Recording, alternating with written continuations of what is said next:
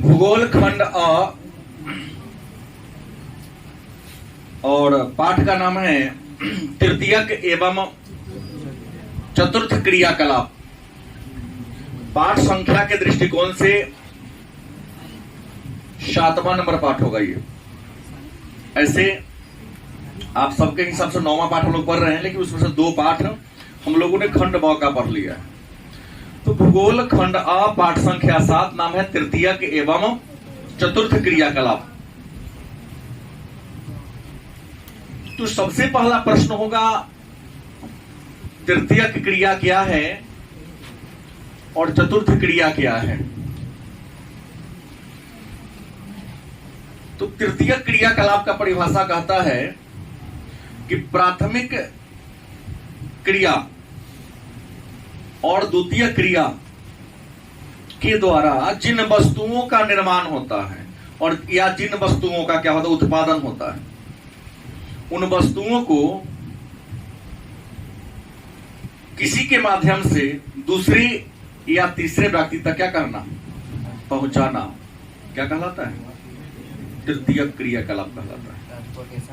हाँ, इसमें कई चीज आ जाएंगे, परिवहन, संचार, क्या जी, बैंकिंग, बीमा। मतलब प्राथमिक क्रियाकलाप और द्वितीय क्रियाकलाप में जिन वस्तु या सेवा का निर्माण होता है या जो वस्तु या सेवा बनते हैं, उन वस्तु या सेवा को तीसरे के पास या दूसरे जगह पहुंचाकर उसका विनिमय करना, उसका अदला बदली करना, तृतीय क्रियाकलाप कहलाता है। क्या जी? अच्छा, तृतीय क्रियाकलाप को या तृतीय सेवा को सेवा क्षेत्र के नाम से भी जानते हैं। तृतीय क्रिया को हम एक अन्य नाम देते हैं, वह है सेवा क्षेत्र। और सेवा का मतलब क्या होता है? नौकरी। सेवा का मतलब क्या होता है? नौकरी। तो सबसे पहले हम लोग तृतीय क्रिया को जानते हैं, गलत कि सही? फिर तृतीय क्रिया के प्रकार को जानेंगे, फिर उसके बाद चतुर्थ या पंचम क्रिया के नाम से जानते हैं। लेकिन आपको बता दें, अगर वास्तविकता को देखा जाए तो तृतीय क्रिया के अंतर्गत ही चतुर्थ और पंचम सभी प्रकार की क्रियाएं आती हैं। विद्वानों ने इसका वर्गीकरण कर दिया है। तो हमने कहा कि तृतीय क्रियाकलाप को सेवा क्षेत्र के अंतर्गत रखा गया है। तो सबसे पहले जान ले कि सेवा, और सेवा से ही पूरा का वर्गीकरण हम लोग कर लेते हैं। सेवा क्षेत्रक प्रश्न क्या है?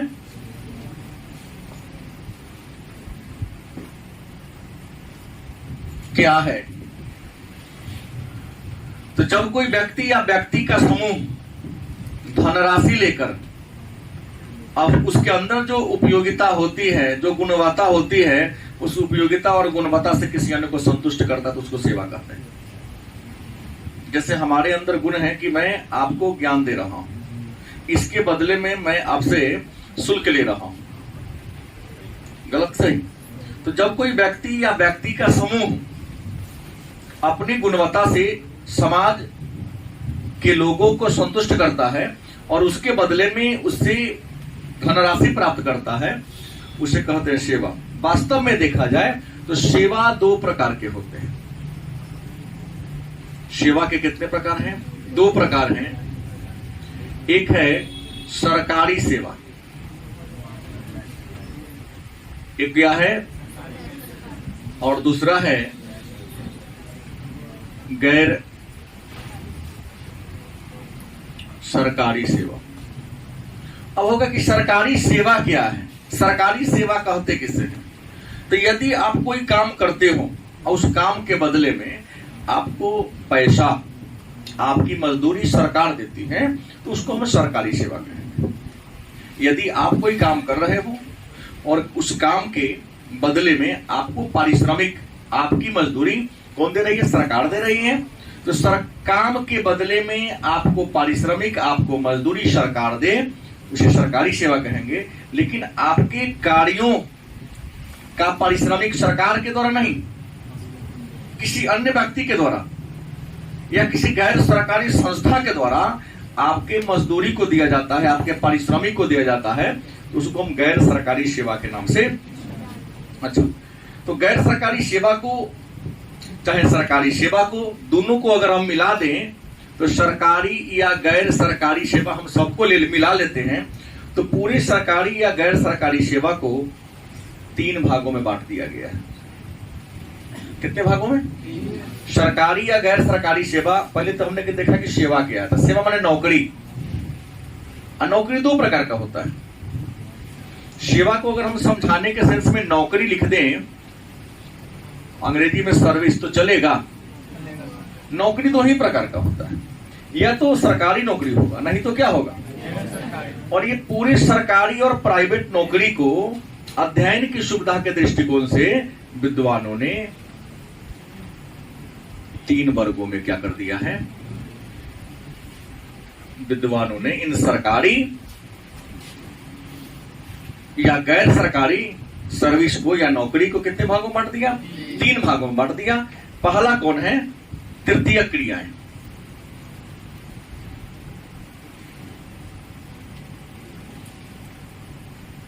क्या जी? तृतीय क्रिया। उसके बाद चतुर्थक क्रियाएं। उसके बाद क्या है?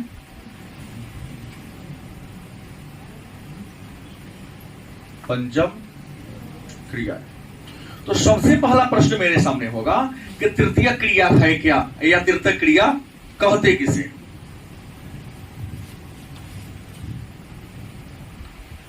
तृतीय क्रिया वह क्रिया है जिसमें अमूर्त सेवाओं को शामिल किया जाता है। वे सेवा जिनको हम नहीं देख पाते, कर रहा है लेकिन उसका सेवा हमको दिखाई नहीं दे रहा है, लेकिन आपको लाभ पहुंचा रहा है। जैसे डॉक्टर आपको इलाज करता है, दिखाई तो नहीं देता है, कैसे इलाज कर रहा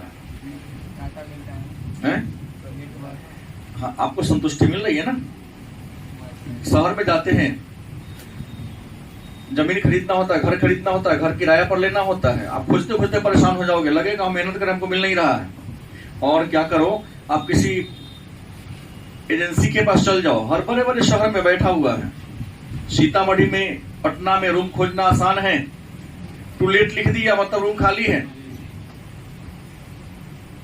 जिसको रूम भाड़ा पर लगाना तो लिख देता है बोर्ड आगे, टू लेट, खाली है रूम। दिल्ली में जाओगे इतनी गलियां हैं, मुंबई में जाओगे इतनी गलियां हैं कि आप ढूंढते ढूंढते परेशान हो जाओगे, कुछ नहीं मिलेगा। तो वहां हर मोहल्ला में 2-4 लोग अपना ऑफिस खोल के बैठे हुए हैं। होम ट्यूशन के लिए संपर्क करें, नहीं नौकरी के लिए संपर्क करें, रूम किराया के लिए संपर्क करें, रूम खरीदने बेचने के लिए संपर्क करें। और उस सोसाइटी के लोग भी जिसे होम ट्यूटर चाहिए, घरेलू नौकर चाहिए, गलत कि सही, जमीन बेचना हो, जमीन खरीदना हो, सबका डिटेल उसके पास होता है। ज्यादा घूमने से अच्छा है आप उसके बाद जाओ, अपनी समस्या को रखो, हाँ उसके बदले में आपसे कमीशन लेता है वो। जमीन के खरीद बिक्री पर 2%, जितना का आप ये करोगे ना, 1 लाख पर 2%, सभी में के 100 पर चलता है। जितना का आप ये करोगे, हर 1 लाख रुपया पर आपको 2% कमीशन लेगा। आपको होम ट्यूशन चाहिए, आज दिल्ली जाओ, 2 दिन के बाद आपको होम ट्यूशन मिल जाएगा। ऐसे अपने खोजोगे कहीं नहीं मिलेगा, क्योंकि आप पर विश्वास से लोग नहीं करेगा। 3000 के महीना दिला देगा, कहेगा 1000 महीना आपसे मैं लूंगा। हाँ, फिर आपको क्यों खोज के दे देगा वो? ढूंढो 2 महीना, नहीं मिलेगा तुमको, और उसके संपर्क में जाओ, आज कहो 2 दिन के बाद तुमको दिलवा देगा वो। और जो जिसके घर में जाओगे पढ़ने, वो तुम पर भरोसा नहीं करेगा, उसके माध्यम से गड़बड़ी होगा तो उसको पकड़ेगा वो। गलत कि सही? तो क्या सेवा उसका दिख रहा है? नहीं। लेकिन एक बात ऐसे, मूर्त और अमूर्त, जिसको देखा जा सके और जिसको न देखा जा सके, वे सारी सेवाएं इसमें क्या होती है? सम्मिलित होती है। और तृतीय क्रिया के कई प्रकार हैं। तृतीय क्रिया को ही विद्वानों ने क्या कर दिया है? बांट दिया है। तृतीय क्रिया को बांटा कितने भागों में है? तो तृतीय क्रिया को 3-4 भागों में बांटने का विद्वानों ने प्रयास किया है। तृतीय क्रिया को बांटने का प्रयास किया है। पहला किया है व्यापार और वाणिज्य। व्यापार व वाणिज्य, देखो, व्यापार भी उसी को कहते हैं, वाणिज्य भी उसी को कहते हैं। व्यापार है क्या? तो एक शब्द में आप क्या कहते हैं? किसी वस्तु का क्रय विक्रय करना, किसी वस्तु का विनिमय करना व्यापार कहलाता है। हाँ, लाभ के उद्देश्य से। व्यापार का उद्देश्य ही होता है लाभ करना। मुनाफा के उद्देश्य से, लाभ कमाने के उद्देश्य से किसी वस्तु या सेवा का क्या करना? विनिमय करना। विनिमय मतलब अदला बदली, अंग्रेजी में एक्सचेंज, अदला बदली करना व्यापार कहलाता है। और मैं आपको बता दूं, जिस स्थान पर व्यापार होता है उसको हम बाजार, और अच्छे शब्दों में कहोगे हिंदी भाषा में, तब विपणन केंद्र कहते हैं। इकोनॉमिक्स की भाषा में, हिंदी में क्या कहेंगे? विपणन केंद्र। मतलब जिस वस्तु का आपके यहां प्रचुरता है और किसी अन्य जगह पर उस वस्तु का क्या है? अभाव है, कमी है। तो जहां पर वस्तु प्रचुर मात्रा में, वहां से वस्तु को उठाओ, और जहां पर वस्तु का अभाव है वहां पर वस्तु को ले जाके क्या कर दो? उपलब्ध कराओ, बेचो, मतलब विनिमय करो। इसे क्या कहोगे आप? नहीं, बाजार, उसको विनिमय कहेंगे। क्या कहेंगे? अब जिस जगह पर ले जाके आप बेचेंगे उसे क्या कहते हैं? विपणन केंद्र। या अब एक बात तो आप जानते ही हैं, ये जो व्यापार होता है ना, वाणिज्य या व्यापार, इसके भी कई रूप हैं। पहला थोक व्यापार, दूसरा फुटकर व्यापार। क्या जी? व्यापार भी कई प्रकार के होते हैं। पहला क्या होगा? थोक व्यापार। दूसरा कौन होगा? फुटकर व्यापार। और बता दे, बाजार भी, हालांकि बाजार के कई रूप हैं, लेकिन एक होगा नगरीय विपणन केंद्र, नगरीय विपणन केंद्र। और दूसरा कौन होगा? ग्रामीण विपणन केंद्र। व्यापार और वाणिज्य रियल में कहा जाता है तो दो ही प्रकार होते हैं। कितने प्रकार होते हैं? दो प्रकार होते हैं, थोक और फुटकर। इस थोक फुटकर का ये दोनों और भी वर्गीकरण है। रियल में कहोगे तो ये दो ही प्रकार होता है, एक थोक व्यापार होता है और एक फुटकर व्यापार होता है। अब देखिए, थोक व्यापार क्या? इकोनॉमिक्स में बाजार के बारे में विस्तार से चर्चा करना है। जिनका इकोनॉमिक्स जानना है, यहां केवल नाम जान लीजिए। जहां पर बड़े पैमाने पर वस्तु का खरीद बिक्री होता है, थोक व्यापार या थोक बाजार। जहां पर बड़े पैमाने पर दर्जन के हिसाब से, बोरी के हिसाब से, टन के हिसाब से, क्विंटल के हिसाब से आप वहां 50 ग्राम 100 ग्राम खरीदने जाओगे तो वो क्या करेगा? पैकेट से कम वह नहीं देगा। जहां पर बड़े पैमाने पर वस्तु का क्रय विक्रय किया जाता है उसे हम क्या कहते हैं? क्या कहेंगे? और जहां पर थोड़ी मात्रा में, पूछा गया प्रश्न में फुटकर व्यापार क्या है, तो थोड़ी मात्रा में, अल्प मात्रा में वस्तु का क्रय विक्रय करना फुटकर व्यापार कहता है। और देखो, थोक बाजार भी शहर में भी होता है, गांव में भी होता है। तो गांव में अगर थोक बाजार होगा तो ग्रामीण विपणन केंद्र कहेंगे। चाहे गांव में जो भी बाजार होगा तो गांव वाला बाजार को हम कहते हैं ग्रामीण विपणन केंद्र। और शहर वाला अगर बाजार होगा तो नगरीय विपणन केंद्र। मैंने शहर के बाजार को शहरी बाजार और गांव के बाजार को। लेकिन एक बात आप जान लीजिए, शहरी बाजार और ग्रामीण बाजार में एक अंतर होता है। शहरी बाजार स्थायी होता है, प्रतिदिन लगता है सुबह से शाम तक। लेकिन ग्रामीण बाजार आवधिक होता है, सप्ताह के कुछ दिनों में, या तो सोमवार, बुधवार, सोम बुध शुक्र, या हर रवि रवि को, हर संडे को लगेगा, या हर मंडे को लगेगा। आप लोगों के गांव के अगल बगल में होना ही चाहिए ऐसा। नगरीय विपणन केंद्र स्थायी होते हैं। आप सीतामढ़ी शहर में रहते हो, बिहार का छोटा सा एक जिला है। अब देखिए, शहर के पीछे गुदरी बाजार है, नियमित सुबह 8 बजे या 7 बजे शुरू होती है और शाम 8-9 बजे तक चलती है। खुली रहती है। इस अवधि में जो वस्तु चाहे आप खरीद सकते हो। लेकिन यही अगर गांव में जाओगे तो जो सोम को लगता है वो अगले सोमवार को ही शाम 4 बजे या 3 बजे लगना प्रारंभ होगा और 7 बजते बजते सारा दुकानदार अपने दुकान को बोरा में कसेगा, साइकिल पर ला देगा, ठेला पर ला देगा, अपने घर को चला जाएगा। गलत कि सही? अब ये जान गए तो व्यापार वाणिज्य इन दोनों को जान गए, तो दूसरा इसका वर्ग है परिवहन। क्या है? अब परिवहन का विस्तार से मैं उल्लेख यहां नहीं कर पाऊंगा, केवल नाम का चर्चा कर दे रहा हूं, क्योंकि इसके बाद का चैप्टर ही मुझे परिवहन और संचार पढ़ना है। यहां केवल तृतीय क्रियाकलाप में आता को क्या क्या है उसके बारे में आपको उल्लेख कर देना है। तो पहला वाणिज्य और व्यापार का, दूसरा क्या आ गया? परिवहन। तो मन में होगा परिवहन का मतलब क्या होता है? एक शब्द में कहा जाए तो परिवहन का मतलब होता है ढोना। परिवहन का मतलब क्या होता है? ढोना। क्या ढोना? वस्तु को ढोना, सेवा को ढोना।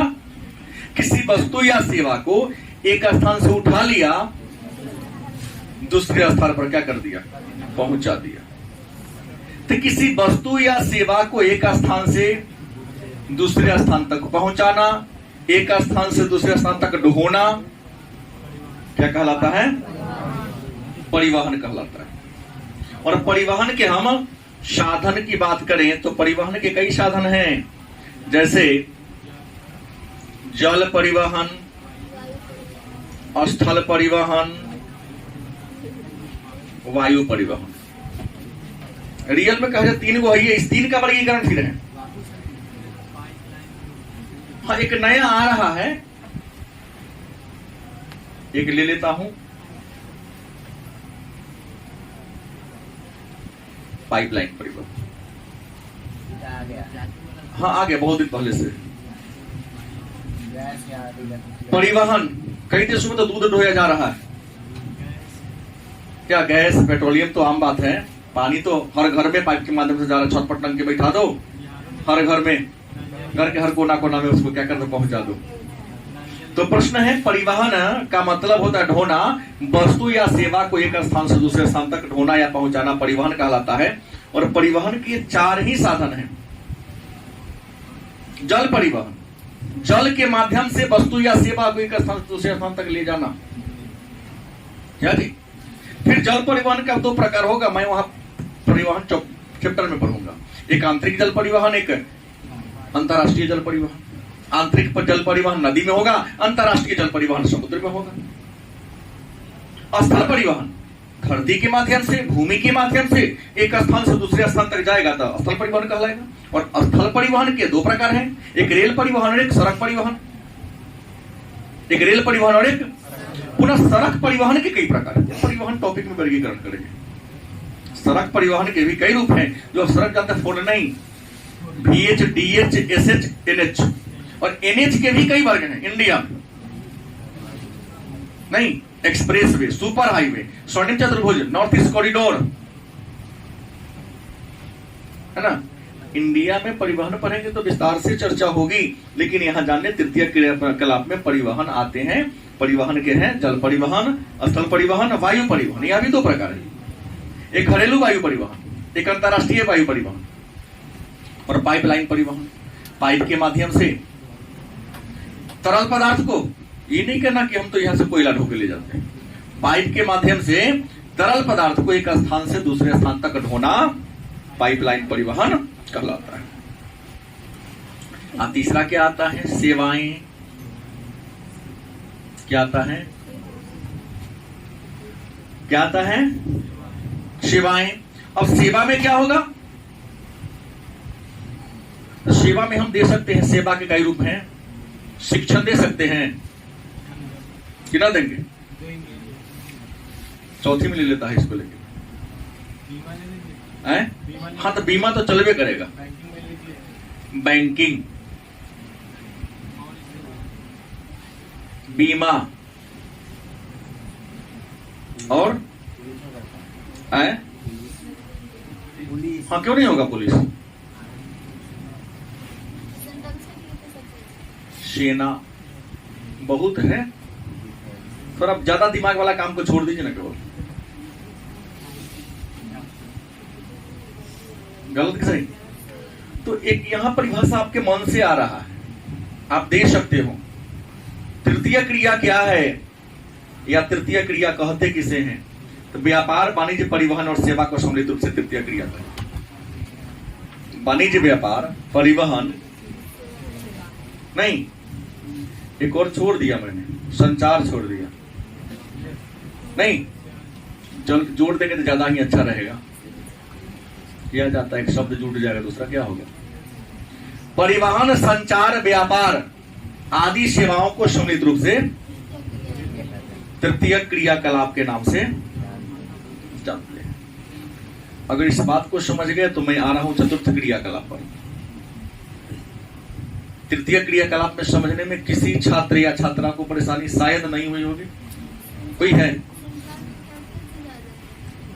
संचार का मतलब होता है संदेशों का आदान प्रदान। अंग्रेजी में आपने कहा कम्युनिकेशन, संदेशों का आदान प्रदान संचार कहलाता है। मैं क्या कर रहा हूं? संचार ही नहीं कर रहा हूं, बोलकर, लिखकर, क्या जी? जैसे हो संदेश या तो चिट्ठी के माध्यम से, पोस्ट ऑफिस के माध्यम से, मोबाइल के माध्यम से, ईमेल के माध्यम से, व्हाट्सएप के माध्यम से, ट्विटर हो, इंस्टाग्राम हो, जो भी हो,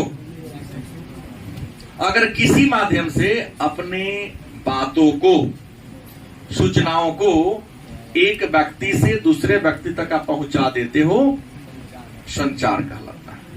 क्या कहलाता है? संचार कहलाता है। अब दूसरा जो मेरा टॉपिक आ रहा है वो है चतुर्थक क्रियाएं। क्या है? चतुर्थक क्रियाएं। तो सबसे पहला प्रश्न होगा कि चतुर्थक क्रिया है क्या, या चतुर्थक क्रिया कहते किसे? तो एक शब्द में इसका परिभाषा कुछ विद्वान दिए हैं, ज्ञान आधारित क्रिया। वह क्रिया जो किससे जुड़ा हो? ज्ञान आधारित जो क्रिया होती है, उस ज्ञान आधारित क्रिया को हम चतुर्थक क्रिया के नाम से जानते हैं। कुछ विद्वान कहते हैं कि सूचना आधारित क्रिया,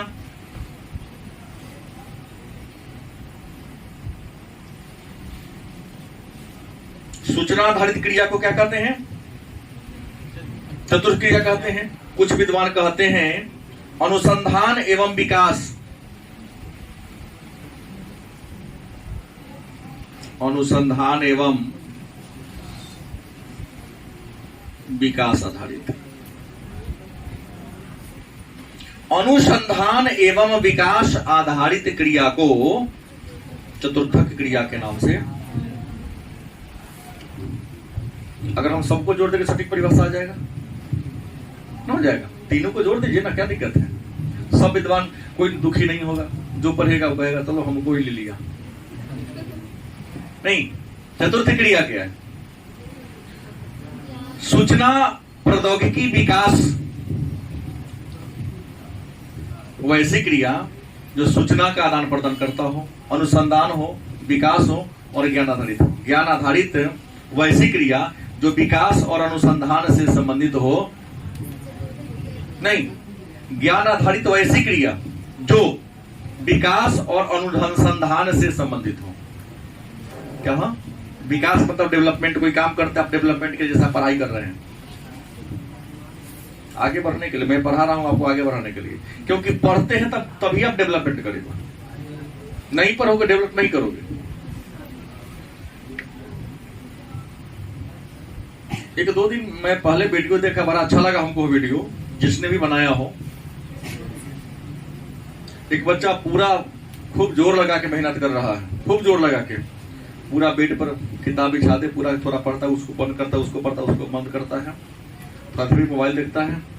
लास्ट में 5 साल के बाद ईटा चुराई हो रहा है, उसमें काम कर रहा है, माटी द्वारा माटी को धो रहा है। देखो, पढ़ने का दिशा सही हो तभी सफलता मिले, तो में तो माटी धोना ही है। तय आपको करना है कि माटी धोने वाला पढ़ाई कर रहे हो। नहीं, लोग कहते हम तो बहुत पढ़ लिए, कुछ हुआ ही नहीं। 12वीं तक पढ़ लिया, 8वां का नॉलेज तो है ही नहीं, तो क्या ना कुछ नौकरी होगा। है? हमको लगा उस वीडियो को डाउनलोड करके अपने बच्चों को एक बार दिखा दिया जाए, हैं? और देख लिए, देख के सीखते नहीं। आज न कल तुम्हारे पास से पहुंच ही जाएगा, वो नियम है। तो प्रश्न उस प्रकार का पढ़ाई से कोनो फायदा नहीं होने वाला है कि बाद में बोरा हिट होना पड़े। यहाँ लोग आते हैं जाते हैं, पेट पाल रहा है किसी तरह से। हाँ, किस्मत का दोष नहीं है, कर्म का दोष है। कर्म करता, अगर ये होता, एक आदमी ने हमको 4-5 दिन पहले कहा था कि आप भाग्यशाली हैं, जो करते ही ठीक हो जाता। हमने भाग्यशाली बाद में है, कर्म से शील हूं मैं। तुम 9 बजे जगते हो, मैं 5 बजे जगता हूं, 4 घंटा का डिफरेंस है, तो तुमसे मैं 40 वर्ष आगे हमेशा रहूं। अगर भाग्य के भरोसे जिया जाए तो भगवान कृष्ण के मुख से कहा गया बात कर्मण्येवाधिकारस्ते मा फलेषु कदाचन गलत हो जाएगा। भाग्य भरोसे जीने वाले जो होते हैं ना, हाँ, जीवन में बैठे रह जाता है।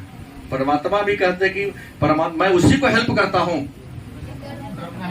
जो अपना हेल्प खुद करता है। भगवान तुमको मोटरसाइकिल दूर है, वो नाव लेके नहीं आएंगे, चल चल हम शंकर भगवान है तो चढ़ जाओ, हम विष्णु भगवान है चढ़ जाओ, नहीं, वो नाव भेज देंगे। सोचना तुमको है चढ़ना कि इसको। कुछ लोग पटना जाते हैं ना, ये बस पर नहीं चलेंगे, थोड़ा ज्यादा भीड़ है, थोड़ा लग्जरी नहीं है ये, हाँ ये अगला आने दो। कहीं इसी अगला के क्रम में जो पहले गया वो सफल हो गया तो बाद वाला बढ़ा गया पीछे। तो जो पहली सगाड़ी मिले उसको छोड़ो नहीं, चाहे जैसा हो। पहले खुला है तो पहले पहुंच जाएगा ना वो। लोग हम देखता हूं चयन करता है, नहीं ये बस ठीक नहीं है, इस पर चल लेते। तो अपना खरीद लो ना, वो हमेशा नहीं मन रहेगा। क्या अभी गलती बोल रहा हूं? कैसा चुनना चाहिए? नहीं, जब चुनने जा रहे हो तो उससे अच्छा है कि तुम खुद का खरीद लो, क्योंकि तुम्हारे पसंद का होगा, वो हमेशा अच्छा रहेगा, और उसी से चल के चलो। तो चतुर्थ क्रिया का परिभाषा हमने क्या दिया? ज्ञान आधारित क्रिया को, सूचना आधारित क्रिया को, अनुसंधान और विकास से आधारित क्रिया को हम चतुर्थ क्रिया के नाम से जानते हैं। कोई दिक्कत? अब प्रश्न होगा तो चतुर्थ क्रिया के कुछ उदाहरण दिया जाए, तो चतुर्थ क्रिया के उदाहरण में अगले चलेंगे तो शोध आएगा। क्या आएगा? शोध आएगा।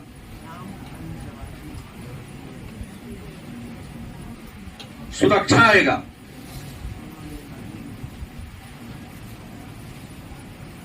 प्रशासन को रखा गया है, नियोजन, क्योंकि नियोजन का संबंध किससे है? विकास से है।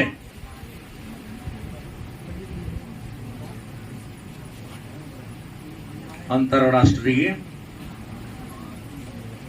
संबंध, शोध, सुरक्षा, प्रशासन, नियोजन, अंतरराष्ट्रीय संबंध, ये जो क्रियाएं हैं, ये सभी क्रियाएं किसके उदाहरण है? चतुर्थ क्रिया या चौथी क्रिया के क्या है? उदाहरण है।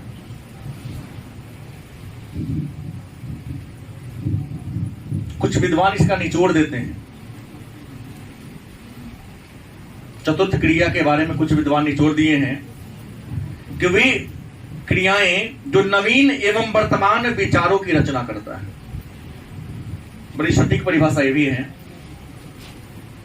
वे क्रियाएं जो नवीन एवं वर्तमान विचारों की,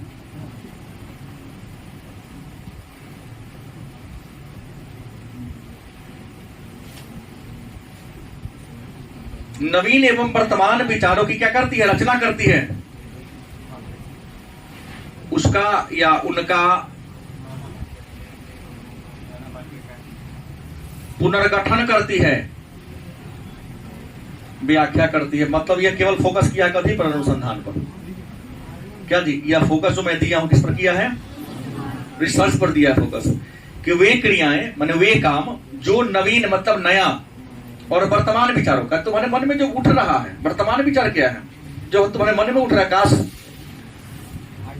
हम पढ़ रहे हैं, देख देख कई बार वीडियो देता है यूट्यूब पर कि बच्चा पढ़ रहा है, वो यंत्र बना लिया है, खास समय पर आता है, उसके सेब को काट देता है, जूस बना लेता है, उस गिलास टेढ़ हुआ पी लिया, फिर चला फिर वो रुमाल लेके आता है, उसके माउथ को पोंछ देता है। देखें कभी आप लोग? हम देखते ही होंगे, दिन भर तो मोबाइल चलाते आप लोग रहते हो तो सारा देख लेते होंगे, हम ही पिछड़ जाते हैं नहीं। जैसे ये कल कहां से कौन सामने को उठाया, सारा रिकॉर्ड मेरे पास आ गया। खोज रहा था ना, एक से एक लोग हैं।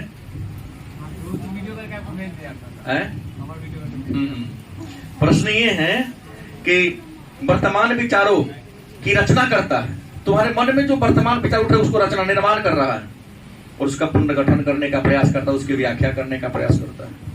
गलती की सही? पक्षी उड़ रहा है, देखो हेलीकॉप्टर ऐसा यंत्र लोग बना रहा है, उसके बॉडी में पहना दो, इंसान अपने उड़ने लगेगा। बन गया है।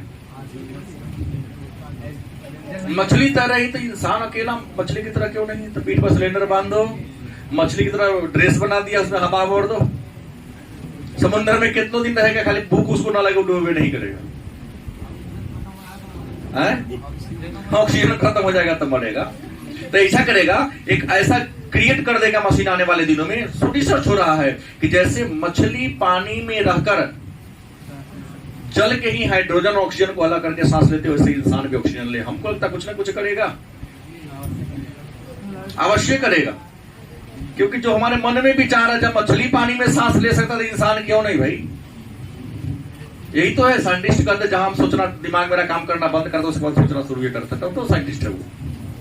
हम लोग अपने बुद्धि का 1% भी प्रयोग नहीं करते हैं। 5 से 7% प्रयोग आइंस्टीन ने किया था ब्रेन का। इंसान अगर 50% कर ले तो परमात्मा बन जाएगा, जो चाहेगा सो कर लेगा, वो तो मर भी नहीं करेगा। जो अपने बॉडी में जितना एनर्जी है, ऊर्जा है, सारे ऊर्जा को जागृत कर लिया। यहां तो एक ऊर्जा जग में नहीं करता है कि कांस्टेंट होने वाला। हम यहां बैठे हैं, हमारा बात कम सुनाई देगा, रोड का बात सबको ज्यादा सुनाई देता है, तुरंत मुड़ते हैं पीछे। लेकिन जो एक मस्तिष्क की क्षमता जागृत कर लेगा तो दूसरा के पास सुन ही नहीं पाएगा वो। और यहाँ तो 7 पावर है हमारे बॉडी में, और जो 7 एक्टिव कर लेगा तो जो सोचेगा वो हो जाएगा। जैसे सदियों की बात करते हैं, रावण ने पुष्पक विमान बना लिया, एक से बढ़कर एक ये कर लिया, वो भी इंसान चाहेगा सो कर लेगा। अर्जुन शब्द भेदी बाण सुन लिया कि वहां से आवाज आ रही है, दिशा तीर चला दे, जाकर उसको लग गया, शब्द के अनुसार बाण को भेज देना। ये लोग अपने बॉडी के सारे ऊर्जा को जगा लिए थे। पढ़ने आते, पढ़ाई छोड़कर समाधि याद आता है। क्या जी? भोजन मिला भाई, जो मिला उसमें संतुष्ट हुई नहीं है, ये चीज नहीं है, उस पर दिमाग हमको क्यों नहीं मिला? तो बनते हुए मैं देखा, मम्मी बना रही थी, गलती बोल रहा, उस पर लोग ध्यान ही नहीं देता। आइए पंचम क्रिया, मतलब 5वीं क्रिया। हालांकि ये जो परिभाषा मैं दिया हूं रियल में 5वीं क्रिया की परिभाषा है, लेकिन कुछ विद्वान यहां जोड़ देते हैं। कुछ विद्वान क्या करते हैं, यहां पर जोड़ देते हैं। देखो, विशेषज्ञ क्या होगा? विशेषज्ञ कौमा निर्णय दाता,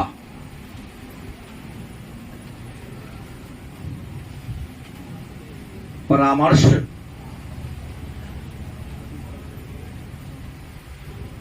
दाता और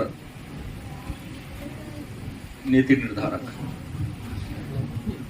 विशेषज्ञ, देखिए विशेषज्ञ में डॉक्टर भी बहुत प्रकार के होते हैं, स्पेशलिस्ट होते हैं।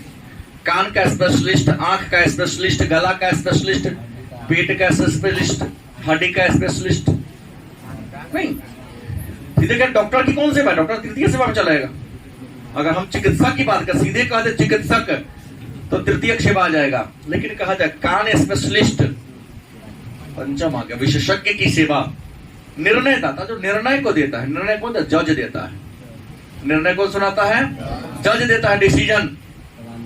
परामर्शदाता, सलाह कौन देता है? वकील आपको सलाह देते हैं, टीचर आपको सलाह देते हैं, गलत सही इस रास्ता पर चलो, मैनेजमेंट आपको सलाह देती है। नीति निर्धारक, नीति कौन बनाता? विधायिका बनाती, सरकार बनाती है कि हम नीति बनाते हैं? सरकार ने उस नीति को बनाने के लिए अलग अलग तंत्र विकसित कर लिया है, लेकिन बनाते ही तो सरकार ही है ना, नाम तो उसी का ना आएगा। तो प्रश्न कहता है विशेषज्ञ, निर्णयदाता, परामर्शदाता और नीति निर्धारक की क्रिया को हम पंचम क्रिया कहते हैं। और याद रखिएगा, पंचम क्रिया नवीन तकनीक से जुड़ा हुआ है। किससे है? यह नवीन तकनीक से जुड़ा है। एक लाइन में यूं कह सकते कि नवीन तकनीक से जुड़ी क्रिया को पंचम क्रिया कहते हैं। चूंकि यह नवीन तकनीक से जुड़ा है, इसलिए तो पंचम क्रिया को हम स्वर्ण कॉलर कहते हैं। क्या कहते हैं? मतलब आजकल एक नया प्रोफेशन चल गया है कि आपके कॉलर के रंग के आधार पर आपके व्यवसाय तय होता है। और कॉलर के रंग के आधार पर कुछ बात दे दिया है। अगर हम बात करें व्यवसाय और कॉलर का रंग, तो व्यवसाय की बात करें तो पहला प्राथमिक, प्राथमिक क्रिया में लगे लोगों के काम को हम लाल कॉलर कहते हैं। ठीक है, हमने अभी कहा पंचम क्रिया में क्या कहा दिए?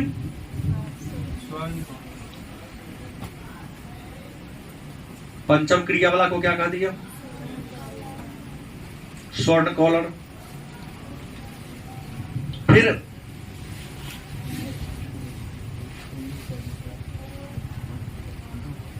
व्यापार, उद्योग और व्यापार, उद्योग और व्यापार जो होगा उसको हम नीला कलर कहते हैं। क्या कहते हैं? नीला कलर। और याद रखिएगा जो एकदम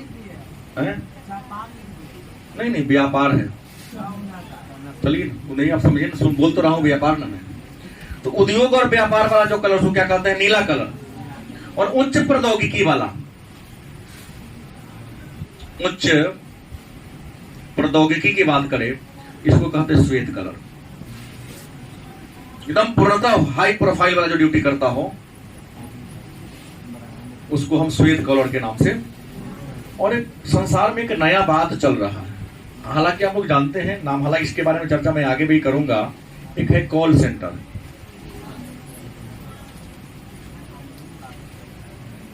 एक है बाहाश्रोती।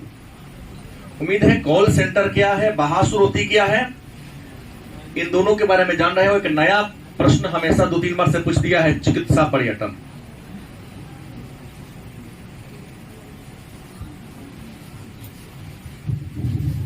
तो पहले जानिए कॉल सेंटर क्या है। हमको लगता है सारा बच्चा जानता ही होगा कॉल सेंटर के बारे में। नहीं, मोबाइल में गड़बड़ी हो गया, कोई सामान गड़बड़ा गया तो फोन के माध्यम से अपने घर बैठे बैठे जब कोई उपभोक्ता, जब कोई व्यक्ति अपने घर बैठे बैठे दुनिया की हर सूचना क्या जी मोबाइल के माध्यम से प्राप्त कर लेता है, तो उसे क्या कहते हैं?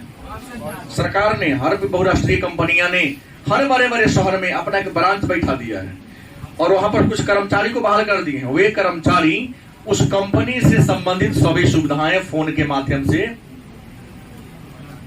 व्यक्ति तक पहुंचाते हैं। तो फोन के माध्यम से जब कोई कंपनी अपने ग्राहकों की सभी समस्याओं का समाधान कर देती है तो उसी स्थान को क्या कहते हैं? Call centre. और बहुत लोग सुने होंगे आपके इष्ट मित्र, रिश्तेदार कि हम कॉल सेंटर में काम करते हैं। क्यों नहीं होगा फ्लिपकार्ट? क्या जी किसी मोबाइल कंपनी में गड़बड़ी बात करना है, 198 लगा दो। जिस कंपनी का सिम होगा उसी से बात होगा, नंबर वही 198 ही है, गलत की सही। लेकिन जिस कंपनी का सिम होगा उस कंपनी के कर्मचारी के हाथ में वो फोन उठाएगा, जब जान लेता फलना कंपनी से आ रहा है, क्या मैं हेल्प कर रहा हूं, सब चीज कंप्यूटराइज वाले बात करेगा। फिर भी आपकी समस्या का समाधान नहीं होता, वो कहेगा फलना चीज दवाई आपको मतलब जो वहां बैठा हुआ इंसान उससे बात होगी, इंसान के पास जाओ, उससे समस्या समाधान होगी, तब करेगा नहीं कि सर मैं फॉरवर्ड करता हूँ अपने सीनियर के पास। क्या जी, बैंकिंग में सब चीज, हाँ वो तो गाली सुनने वाला नौकरी है नहीं, वहां को उस नौकरी में क्रोध आ गया तो उस नौकरी को आप नहीं कर सकते हैं, क्योंकि बहुत प्रकार के लोग होते हैं प्रश्न करने वाले हैं। नेट ऑन करेगा नहीं कहता वीडियो डाउनलोड होता ही नहीं है। बाह्यस्रोती, जब कोई बहुराष्ट्रीय कंपनी, जानते हैं अमेरिका में मजदूर का कीमत बहुत ज्यादा है, विश्व के जितने विकसित देश हैं वहां जो अकुशल श्रमिक है, जो प्रशिक्षित श्रमिक है, उसका भी कीमत क्या है, बहुत ज्यादा है। तो बहुराष्ट्रीय कंपनियां क्या करती हैं, उस बहुराष्ट्रीय कंपनी वह कंपनी है जिसका कारोबार तो अनेक देशों में, तो वो क्या करता है कि इंडिया है, चीन है, पाकिस्तान है, बांग्लादेश है, यहाँ आबादी ज्यादा है, आबादी ज्यादा होने की वजह से यहाँ कम मजदूरी के दर पर लोग काम करने को तैयार होते हैं। तो बहुराष्ट्रीय कंपनी अपना सारा सामग्री दे देती है, और सामग्री देकर कंपनी अमेरिका की है, कंपनी जापान की है, कंपनी जर्मनी की है, कंपनी ऑस्ट्रेलिया की है, कंपनी कहीं करे सारा प्लानिंग बता देगा, सारा सामान कच्चा माल दे देगा, और बाहरी लोगों से उस सामान को क्या करती है, बनवा लेती है, और पुनः अपने यहां मंगा के उसको पैकिंग करके बेच देती है। गलत। बाह्यस्रोत, इसी को अंग्रेजी में आप लोग जानते हैं आउटसोर्सिंग। आउट माने होता बाहर, सोर्सिंग माने स्रोत, बाहरी स्रोतों से जब किसी काम को आप करवा लेते हो तो उसको हम क्या कहते हैं, बाह्यस्रोत। और यह काम बहुराष्ट्रीय कंपनियां कर रही हैं। और लास्ट है चिकित्सा पर्यटन। चिकित्सा मतलब क्या था, उपचार। चिकित्सा मतलब उपचार। देखिए दुनिया में जितने भी अमीर देश हैं वहां बीमारी का उपचार उतना ही ज्यादा महंगा होता है,